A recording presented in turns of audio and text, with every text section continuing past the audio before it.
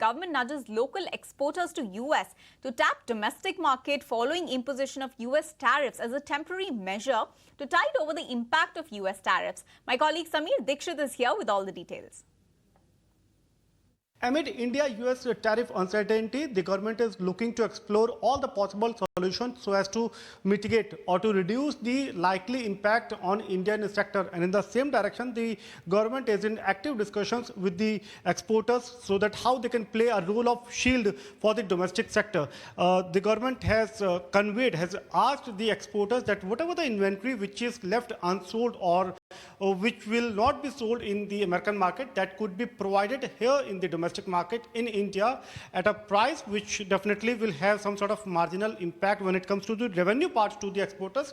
So they can absorb this particular marginal decrease in the revenues. But yes, their focus should be that the domestic consumption should not be impacted, and they can act like a shield, and then they can provide the inventory or the material which can be absorbed here in domestic market. For example, leather goods. So largely it is being exported to US market, but whatever the inventory is left unsold, or if there is a demand in the domestic sector, then the exporter should focus equally on the domestic sector by providing the inventory or the material. So that sort of active discussion is there. In addition to this, the government is also looking to tap the countries which are other than US and where India can actually increase the export as well. So in terms of export diversification, government is now focusing on 50 countries to which India export almost 90% of the total export, and that is being termed by the central government as export diversification. So with this sort of a strategy, government is looking to